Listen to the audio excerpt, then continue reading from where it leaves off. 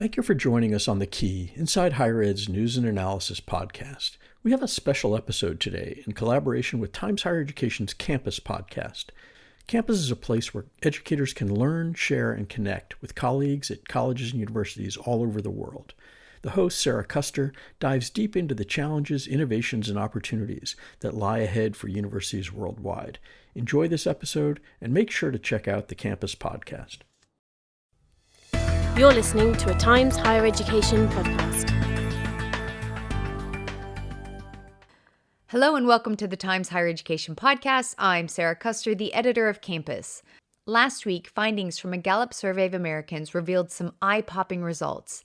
It found that only 36% of Americans have a great deal or quite a lot of confidence in higher education.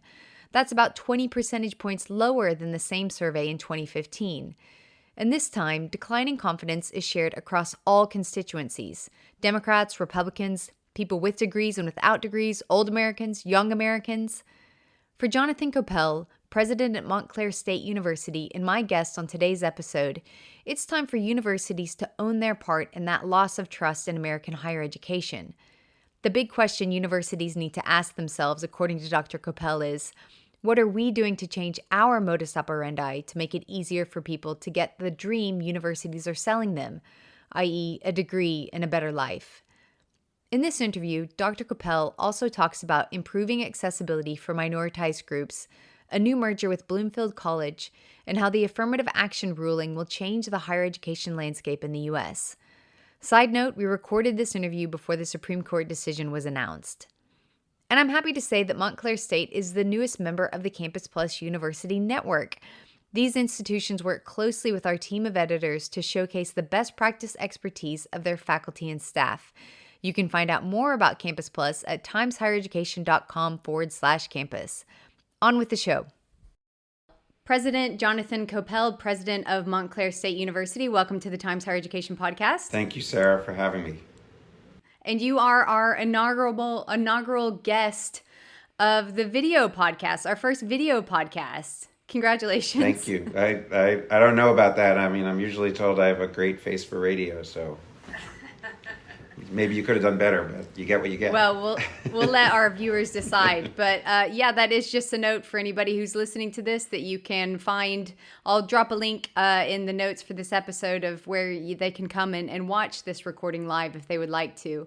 But just to get started, Jonathan, tell us a little bit about who you are and what you're doing. Yeah, so I'm now finishing my second year at Montclair State University. Really a thrill to get the opportunity to lead. This is a fantastic, I think, underappreciated, large public research university in northern New Jersey. About 22,000 students, actually the second largest university in our state, and one that really speaks to my passion. It's a university that's all about accessibility and inclusivity. It's a majority-minority institution, an HSI. Very large percentage of our students are first gen, and yet we don't take that as a sort of reason why we shouldn't be an excellent university too. So we're a rising research power, an R2, and one that's progressing rapidly as an institution that's driving knowledge creation here in our part of the United States. I came to Montclair after 11 years at Arizona State University, which has a similar orientation, as you know, and couldn't be more excited to apply some of the lessons I learned there and do our own thing here. At Montclair, building on a legacy as a normal school that's been about public service and addressing the needs of the community since its inception. And those are the things that I really feel ought to be amplified at our public universities, is our commitment to addressing the needs of the community. So very excited about what we're doing on that front as well, and looking forward to sharing with you some of the interesting things that we've got underway. Well, since you started with the topic of accessibility to higher education, let's just stick to that. So you mentioned that you are a majority-minority institution. You're an official Hispanic-serving institution, and that's something you said that you want to merge excellence with accessibility. Tell us a little bit about how you plan to do that. Well, so first of all, it starts with rejecting the, I think, popularly held, if unstated, idea that those two things don't go together. And there's a whole lot of bias, I think, baked into that unstated assumption. And so we are not shy about showing off the quality of our programs, many of which are best in class. When I think about our School of Communications and Media, where our students are doing remarkable work, winning the award for the best college news production, the college Emmys, if you will, based on a spectacular report on New Orleans, and it just shows what our students are capable of. To our arts and theater and music students, these are the best programs, among the best programs in the country, but it extends across the university, whether you're talking about in business or sciences. We're creating opportunities for our students, not just to have access, but to excel and realize their full potential. At the same time, not trying to define ourselves by how we can reject as many people as possible. On the contrary, we want to try and open our doors wide to people who are capable of doing college level work. I know that a lot of the listeners to your podcast are immersed in the question of declining enrollments, and everybody reads everything about demographic cliffs and how we should all curl up in a ball under our tables. We're looking at our third year in a row of the largest enrollment in the history of the university, more applications than we've ever had. And I think it's because we embrace the important part of our mission, which is it's not just getting people into college, it's seeing them succeed, it's seeing them graduate. We're very proud of the successes that we have. We want to do better, but in particular, seeing among the best rates of graduation and placement for students of color.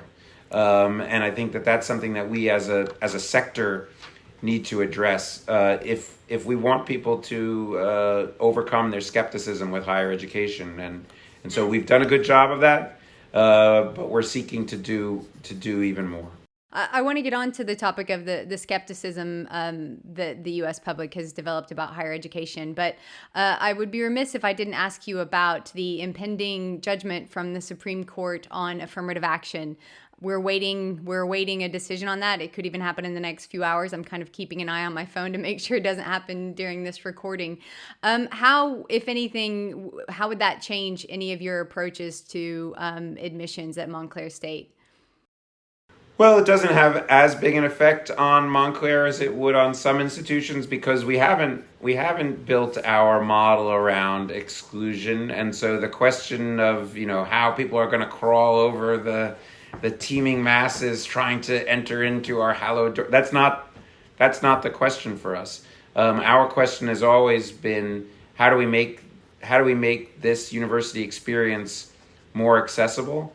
How do we create pathways that allow different students with different levels of preparation and different needs to be successful? And it's not a one-size-fits-all model. I don't think there's anything that's coming forth, we don't know, of course, exactly, but that's going to preclude us from paying attention to the needs of different student populations. And so we don't fundamentally believe that this alters our purpose or the way we are going about serving the needs of the country. The reality is this: it's an important conversation to have about how we allocate the scarce number of slots at highly selective institutions. I get it, and yet on a fundamental level, the much bigger question is how do we create more opportunities for more people, regardless of their race or ethnicity,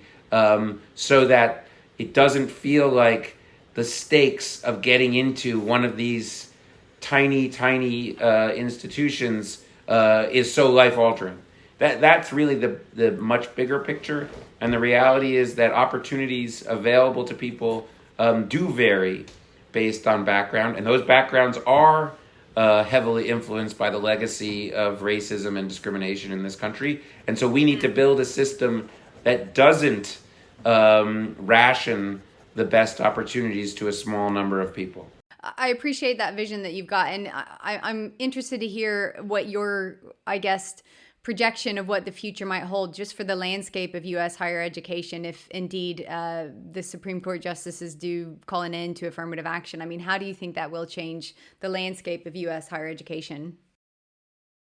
Wow, there's so many sort of variables that are unknown in there, that it's a little hard for me to judge. I mean, I'll give you my optimistic vision. My optimistic vision is that people will come to embrace the point of view which I just articulated, which is we're doing this backwards, right? Instead of saying how do you more equitably distribute these golden tickets as they're perceived to be. And by the way, I think that there's an opportunity not just to look at how race and ethnicity are factoring into the distribution of those tickets, but legacy and wealth and athletic ability. I mean, there's a whole bunch of variables that are also affecting the distribution of those golden tickets that should be subject to scrutiny. But my hope is that actually the moral of the story is why are we so limited in the number of tickets, and how do we produce more of those tickets, and how do we recognize that there are incredible institutions, not just Montclair, not just ASU, incredible institutions all over the country that do provide those opportunities, and what that means is at the next level, when it's terms of hiring or internships or graduate schools, that we don't over-rely on the status of a small number of institutions to choose people for the second order opportunities. So my hope would be that one positive outcome of what is probably going to be, the decision that you articulated, is that it broadens our understanding of quality in higher education, which is not nearly so concentrated as people believe it is. At your investiture last year, you made a comment about that public trust point in the public trust of higher education among the U.S. population. And I'm just going to read a little bit of what you said. You said, trust in education is at an all-time low. We have to own the failure that people are leaving without a degree. Unpack that for us. Yeah, I think there's a reflexive defensiveness when people are critical of higher education and people throw eggs at universities and say you're not doing anything good for the country, and I take umbrage at those things, and I think that there's wild exaggeration on things about woke this and right. But having said all that, there are reasons why people have, I think, some negative views of higher education. Just start with a rather shocking reality, which is that the majority of people who have attended college in this country do not have a college degree. So the starting premise is that more than 50% of the people have a negative personal experience, right? They started college, they were told they were going to get a degree, they thought things were going to turn out great, and here they are without a college degree.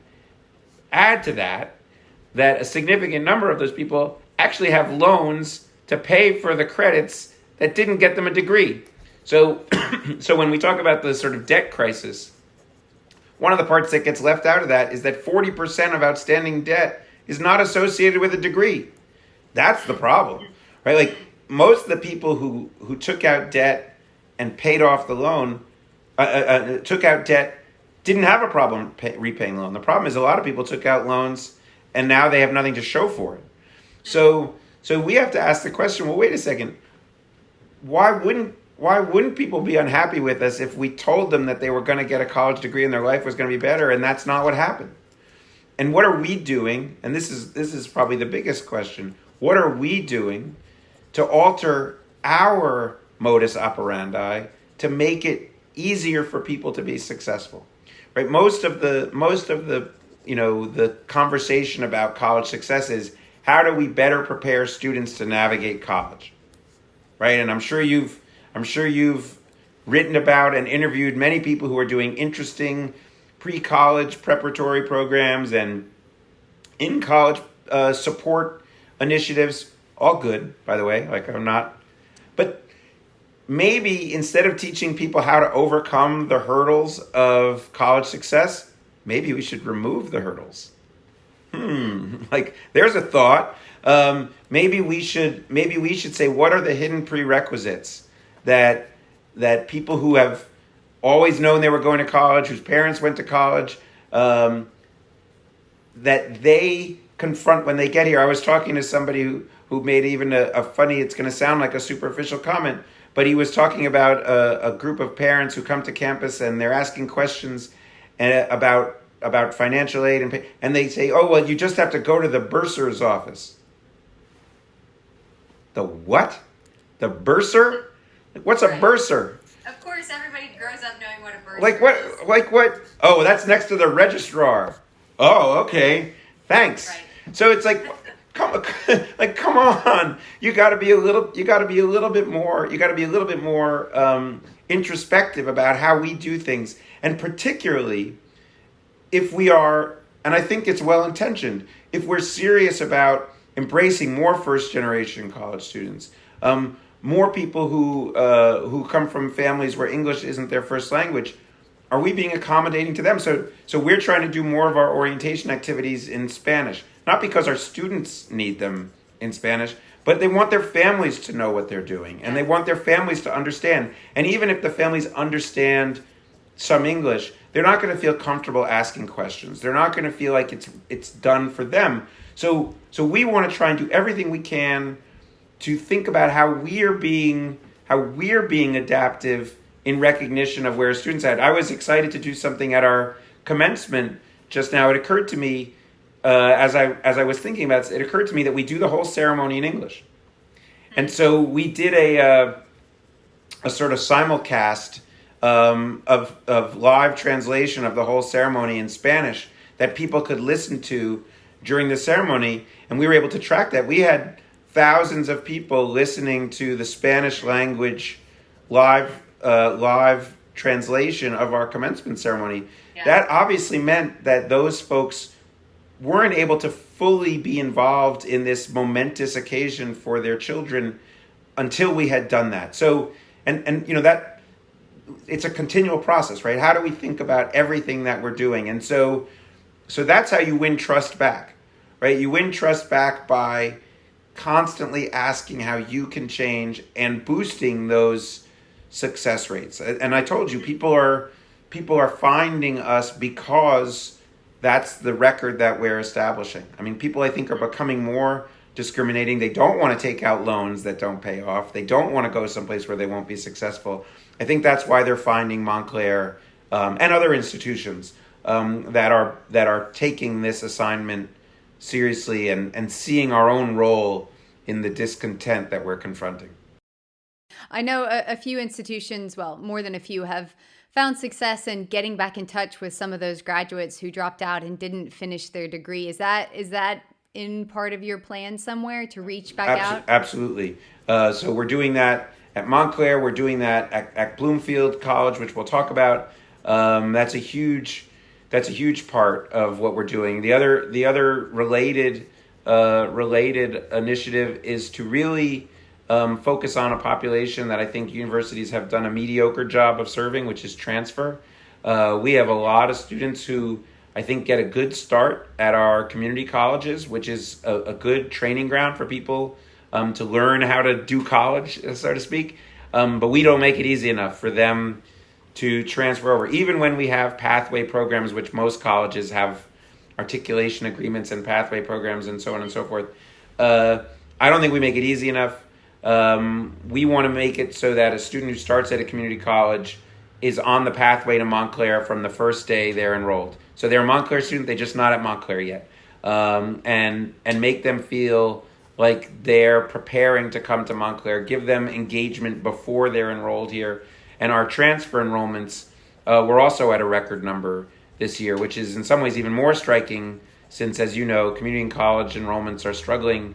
So to see students from that trajectory find their way to Montclair and realize they can be successful, that's very meaningful. And again, it's taking seriously, how are we how are we making it hard for people? I can't even imagine how frustrating it is for somebody who works their butt off, earns a whole bunch of credit at a community college, shows up at a 4-year institution and is told, yeah, sorry, only 60% of this is going to count.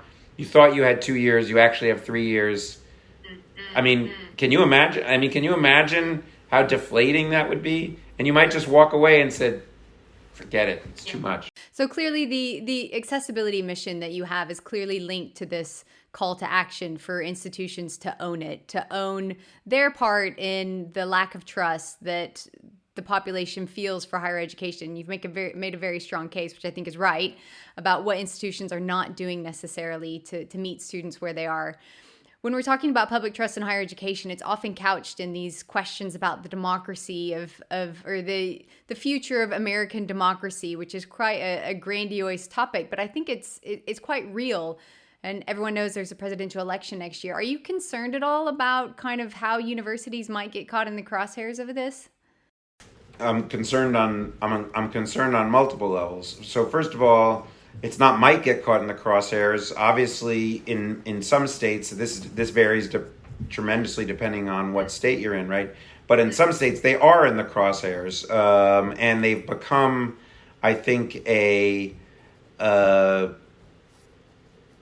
tool to establish bona fides for some people running for office, which is really unfortunate. Because when you look at a state like Florida or Texas, they've done incredibly well by investing in higher education. Florida and Texas's economy have flourished in part because they've done a phenomenal job of building not just one, but a set of highly successful research universities, many of which are serving very diverse student populations. Like people should be beating their chests in these states and saying, we know how to do higher education right. So that's unfortunate that they've become a kind of pawn in culture war type politics, and that could be destructive to institutions that have been really enormously important for American economic success. I mean, the part that I laugh about it is, as you know, we attract thousands upon thousands of international students come to the United States to receive a higher education, both college and particularly graduate degrees.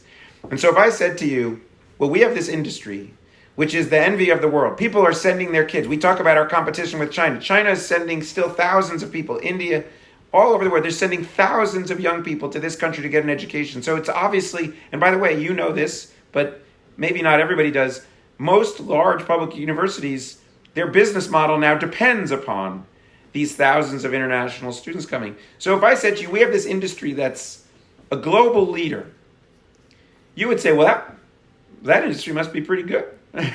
we ought to grow that industry. Like we ought to embrace that. So it's a pretty funny thing that we have this probably one of the most successful sectors from a global competitive point of view, and it's got arrows pointed at it.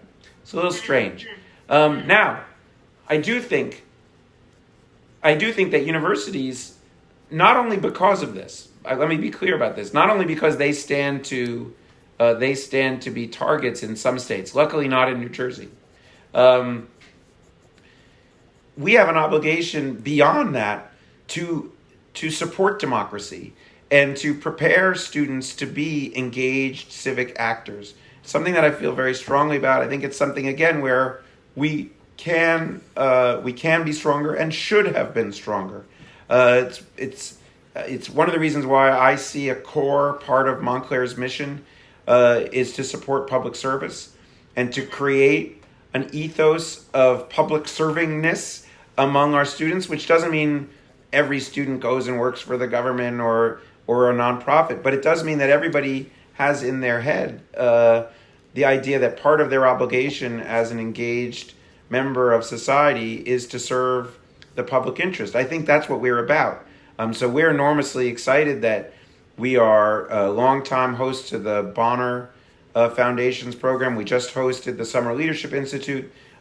We, following that, hosted the national convening of the Next Generation Service Corps, which is a partnership with the Volcker Alliance, something that I was involved in from my ASU days. But the idea is to create a 4-year public service leadership program at every university to create an engaged citizenry. This is something that actually George Washington talked about. We've never as a country delivered on the idea of a sort of public service West Point or Annapolis. And so that's what this network is about. I'm very excited that we have a growing network of 15 universities across the country that are supporting public service. We can't simply watch democracy, stumble and say, oh, that's a shame, this is going to be bad for higher ed. We have to say, well, what are we doing? What are we doing to educate our students, and not just educate them, but give them tools to be effective citizens and teach them how to be agents for democratic engagement in their communities. I think that's really important. And let me say a word in defense of our young people, who I think are often maligned as being, narcissistic Instagram users.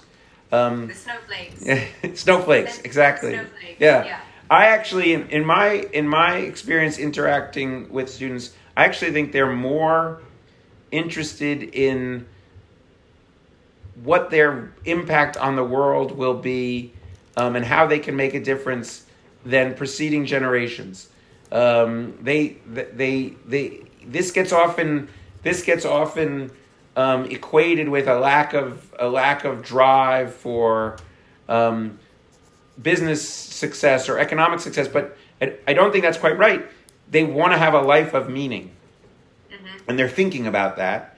And part of that is, how do I make a difference in the world? And so it's our job to cultivate that, and that's something that's pretty core to what we're trying to do at Montclair State University. Not everybody will be in the Next Generation Service Corps. Not everybody will be a Bonner Fellow or a member of an AmeriCorps program. We host quite a few. But I want public service and thinking about public service and how do you engage as a citizen. I want that to be part of every Montclair student's experience, and they emerge with that as being one of the pressing questions that they'll answer throughout the course of their life. It's worth saying that you have a public policy background, and social justice is your field of expertise, and that's what you're doing at ASU. So you're clearly building on the scholarship and what you've dedicated your career to. And by the way, that's sort of why I do what I do. I think universities are under leveraged tools in society to advance our key interests. So part of that is democracy, but in a much broader way, my view is that universities properly understood, properly designed, can be incredible tools to address our most pressing challenges. And as you know, because you've obviously done your homework, that's what we're trying to do in Patterson. That's what we're trying to do in Newark and the surrounding communities. It's to use the university as a tool that communities can access to achieve their aspirations. And I just think that I think we as a sector could make an enormous difference if we understood ourselves that way. Talking about big challenges, I know this isn't the big challenge that you were talking about, but one of the big challenges that the higher education sector is facing right now is economic contraction. And I know that you are, Montclair State is merging with Bloomfield College, and this is off the back of the president of Bloomfield College kind of putting out a rescue beacon last year, kind of saying, hey, we're in trouble. Can anybody help? And you've responded to that. Tell me a little bit about what compelled you to pick up the phone and call President Evans at Bloomfield. So first of all, I want to say a word about what she did, which I thought was incredibly bold, right? As you know, since you talked about contraction, that's a polite way of putting it. It's hard to read about higher ed without reading about an institution closing down, and many venerable institutions that have served communities and students well for hundreds of years are closing their doors for the last time. Let's put it that way. And so she could have probably extracted a couple years more for Bloomfield College. But what she did was say, we are not going to survive in the long run as an independent actor. And I'm interested in a partnership that's going to, yes, rescue Bloomfield, but more importantly, ensure that the mission of the institution continues to be served. And the mission, just for your listeners, now viewers,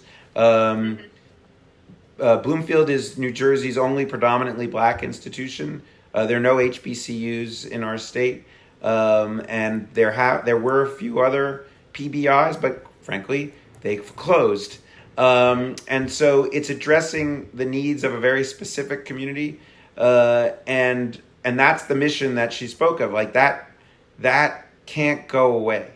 And so when I was relatively new, I was probably in maybe 6 months to my term, but I thought about our mission and everything that I've said so far. Well, that would all be hypocritical claptrap if I let this predominantly black institution down the street, go under, and I just looked on and said, "Oh well, that's a shame." So that just didn't make any sense. The mission was the same as our mission in some ways, and so we got to it immediately to try and figure out how we could partner with Bloomfield and not just keep it afloat. I want to be clear on that, but to create something more powerful than the status quo. And so what Marquita and I, and we've become good friends and close partners in this. What we decided was that this was an opportunity not just to ensure that Bloomfield continued, but to design something different, which is a liberal arts college focused on a set of learners who maybe don't thrive within a typical institution, that is strengthened by virtue of its inclusion within a large comprehensive public research university. And so our goal is not just to create a generic product where Bloomfield is an interchangeable part of Montclair State University with a different street address, but rather to create something new, a college within a university with a distinctive student experience and a differentiated pathway that is purpose-built for the needs of the learners that it is serving. And we're very excited about that. We're working through the logistical parts, which you can imagine is complex. To take a private institution founded in the 1860s, the German Seminary of Newark is what its legal name is, and to go through the legislation and the accreditation and the federal hoops and the NCAA and oh my. And so we're working that through. We're pleased that we've been able to offer positions to 88% or so of the faculty and staff. But once we get through that, which we hope will be at the end of this month, then we have to get to the design part, which is to build that new experience to increase the retention and graduation rates at Bloomfield and really figure out how we're going to leverage Montclair to make Bloomfield stronger and how we're going to use Bloomfield to make Montclair stronger, because we don't see it as a one-way street. And as for how this addresses the broader questions of contraction, I think it's that last piece that I think is the key. Some institutions will close, and that's okay. Like that's Schumpeter, that's creative destruction. Not every institution should go on forever. But what worries me is that with the loss of diversity of institutions with these closures, you may be losing pathways that are more appropriate for some students than those that will be left. Not every student is going to succeed in a large public university or a large private university, and not every community will be served by them. So we're going to see smaller rural institutions close up their doors. We're going to see religious institutions close up their doors. We're going to see HBCUs and other minority-serving institutions close up their doors because they don't have economies of scale. They aren't able to invest in technology. They can't offer the services in terms of counseling and psychology and other things that students are looking for. And my fear is that will leave certain students marginalized from higher education.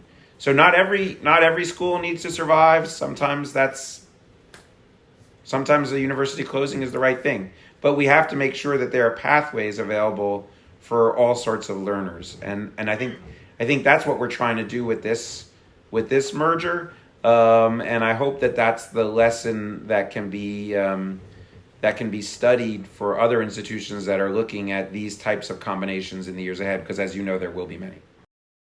Yeah. So is that going to be your recommendation to your colleagues and peers that are leading institutions to perhaps see what they can do to make sure that those pathways to those very specific institutions remain open?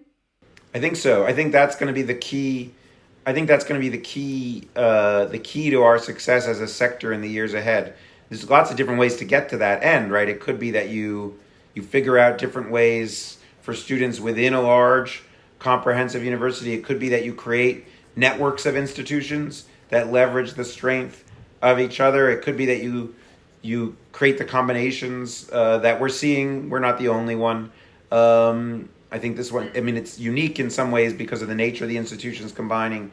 But I think that's what we need to be looking at is whether or not we can maintain the diversity even as the number of institutions may be in decline. And frankly, this relates obviously to your previous question when we were talking about affirmative action. And my concern is that we make sure that we are maintaining opportunities for everybody across society, which quite frankly is a much bigger question than how you do admissions decisions. Just in the last few minutes that I have with you, I read that you've recently hired a superstar academic leading in his field, Dr. K, the Doctor of Funkology. Could you tell us a little bit about that work and how that will fit into your vision for Montclair State? It is true. Dr. K is a visionary musicologist studying funk.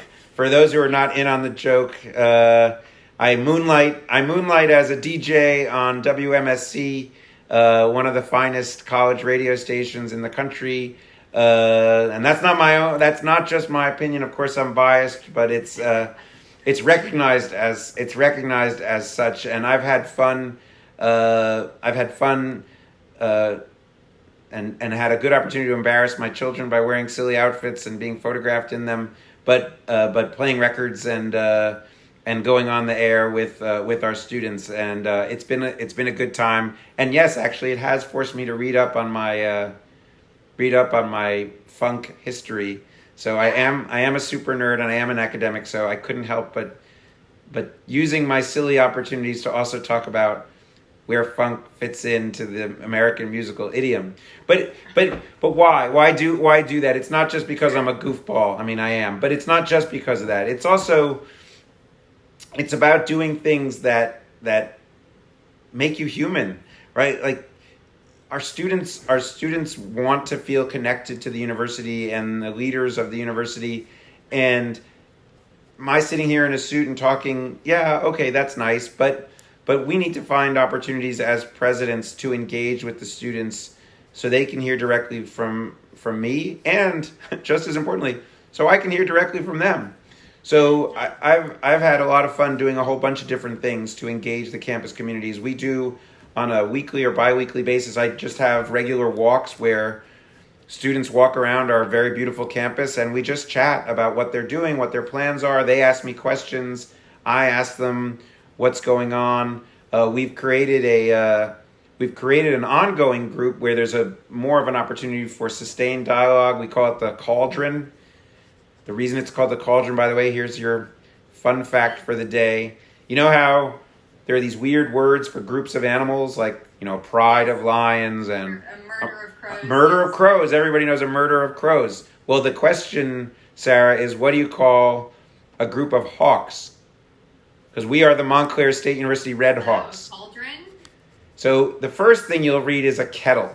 I looked this up. I was like, well, how about and I was like, a kettle? That's not very cool. But the third or fourth word is a cauldron. Okay. And I was like, cauldron's kind of cool. Yeah. So we created the President's Cauldron. Nice. And so that's a group of 40 or so students representing all years. I get together with them a few times a semester and we have conversations. And yeah, it's sometimes to complain about this, that, or the other thing. But it's also for me to have the opportunity to talk to them about how the university works. So students are really open-minded and interesting. So when I explain to them the budget, or they're like, how come we get parking tickets? And I say, well, here's the deal. Or how come this costs much? And I explain how the finances of the university work to them. They're super interested and they get it. And they're like, okay, I understand. They just want to be treated as participants in the university community. And that's really what these funny things are about, building a community. The other thing that we launched last year, I have a cooking show. It's not really a cooking show. It's really an opportunity for me to talk to faculty and staff and students, and they teach me how to make a dish that makes them think of home. We've got a great international community here. We've got people on campus from 100+ nations, and so they teach me to make a dish that's special to them. But we also get a chance to talk about their experience at the university, who they are as people, and I think it gives people on campus a better appreciation of the incredible diversity of folks that we're surrounded by every day that we don't know. We smile, we make eye contact, but you don't know people's backstory. Boy, what an incredible group we have assembled here, and it's a small way for people to get a sense of that. And what's been perhaps the most unexpected bit of information or insight that you've gathered from your students from doing this outreach and interaction with them? Anything that's caught you off guard or surprised you? I don't know if it's caught me off guard, but I will say I think our students are fantastic. Every university president is going to say that their students are fantastic. I got that, but let me just there's a specific thing that so impresses me. I mean, when we have our graduation, we ask our students to get up. Which of you are first generation, and which of you are where English is not your first language, and it's quite moving, to be honest. When you say who's first gen, and 70% of the people get up. I mean, wow. But one of the things that was striking, we said, who's been working your way through college? And pretty much everybody got up. Oh, wow. And the reason why I mentioned that, Sarah, is because what strikes me when I talk to our students, either in these formal ways or even when I just run into people on campus, our students, they are really focused on extracting every shred of value from this experience that they can.